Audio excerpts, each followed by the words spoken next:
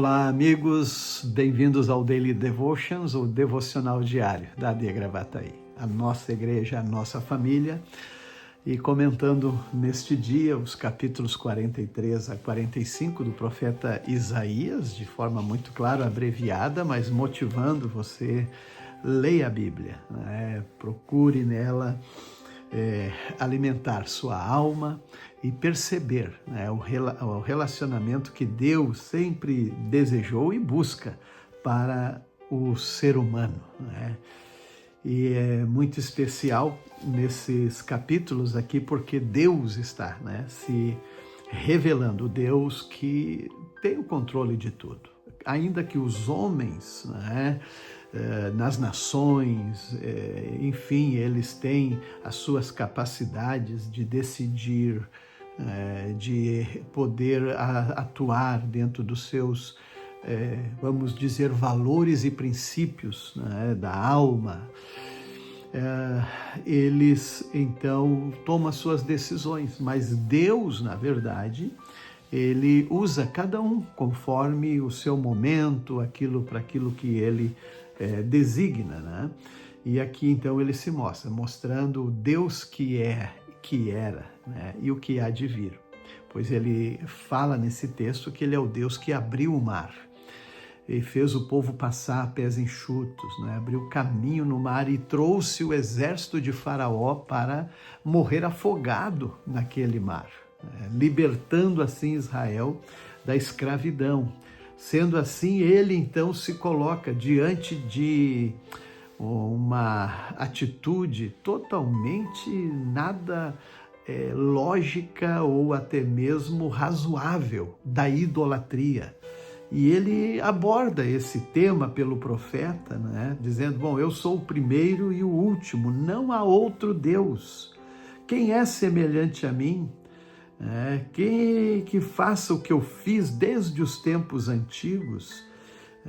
Então ele diz, não há outro além de mim. Aí ele coloca o argumento, né, de como que é feito um Deus, né? Como que pode alguém fazer uma figura, né, dando um aspecto humano, um aspecto de um animal, e a própria pessoa dizer que aquilo é um Deus, né? Se foi ele quem fez. Que fragilidade, que imbecilidade, na verdade, né? Depois ele coloca assim, olha, vamos pegar a madeira, né? A pessoa corta a madeira, pega aquela lenha, queima no fogo, se aquece ou faz um alimento, e do que resta, né, que era talvez até para ser queimado, mas do que resta ele faz uma figura para a idolatria. E ele também, né, questiona como pode alguém não pensar, né, mas como é que eu peguei desse resto, esculpi isso aqui, o que isso vai poder fazer por mim, né? Quanta estupidez e ignorância. Mas ele diz, seus olhos estão fechados e não conseguem ver. Aquele que fez o ídolo não para e nem pensa, né? Queimei metade da madeira para me aquecer e para assar o pão e a carne. Como é possível o restante ser um Deus?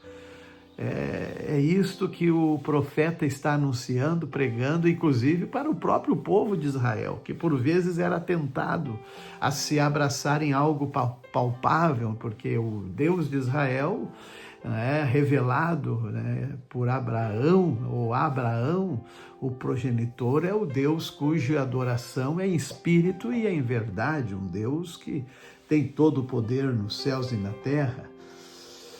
E assim ele sempre diz, eu sou o Deus que fiz todas as coisas sozinho, estendi os céus. Quem estava comigo quando criei a terra, né?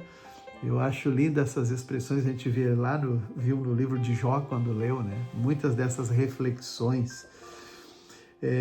E aí ele também traz suas palavras referente a governantes, né? Pessoas de influência no mundo, como Ciro, que ele chama meu pastor e meu ungido, né? Quer dizer, ele tinha Deus fez dele um instrumento, né? Aquele grande rei persa, inclusive, para fazer o povo retornar, né, do exílio da Babilônia, né?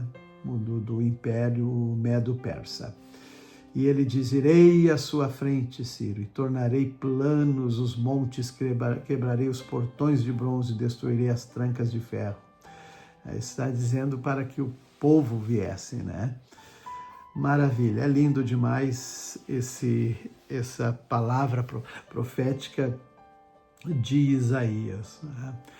Paulo aos Efésios, nesta carta linda, tão inspirada, né? Ele fala do segredo revelado, tanto os gentios como os judeus, né, que creram nas boas novas, esse mistério chamado igreja, né, a obra do Senhor, a salvação em Cristo, as riquezas herdadas, né, celestiais. E aí ele disse: eu recebi o privilégio de servir anunciando essas boas novas. Ele considerava isso um privilégio, né?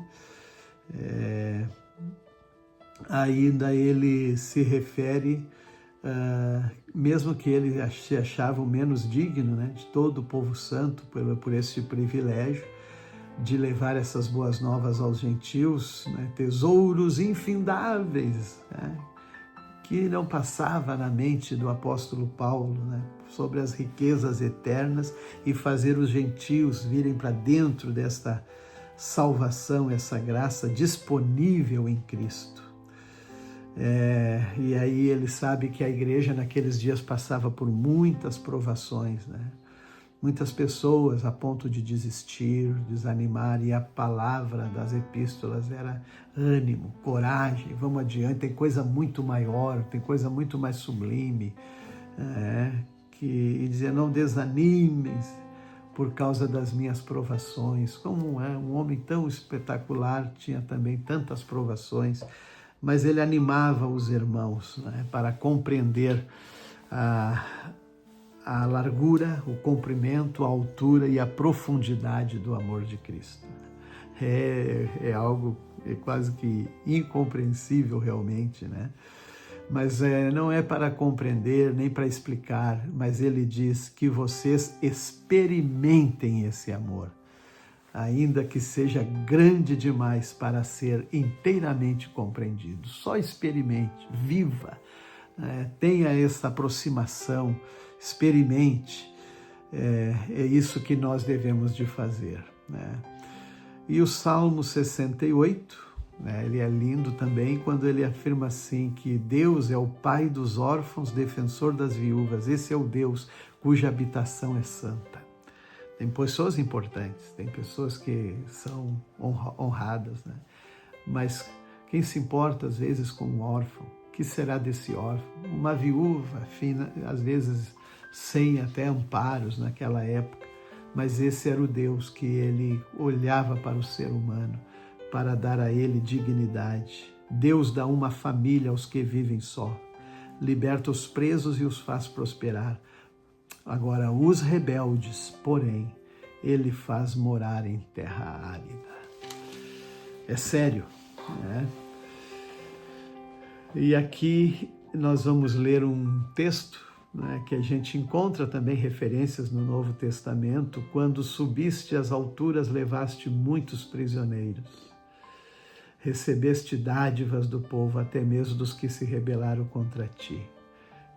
Agora, Senhor Deus viverá ali em nosso meio. E Paulo escreve isso, né, que ele trouxe cativo, né, o cativeiro, e deu dons aos homens quando ele sobe às alturas. E aqui se cumpre essa palavra do salmista. Provérbios 24 diz: não tenha inveja dos maus, nem deseja a companhia deles, pois tramam violência no coração e suas palavras sempre causam problemas. Deus nos guarde e continue nos abençoando.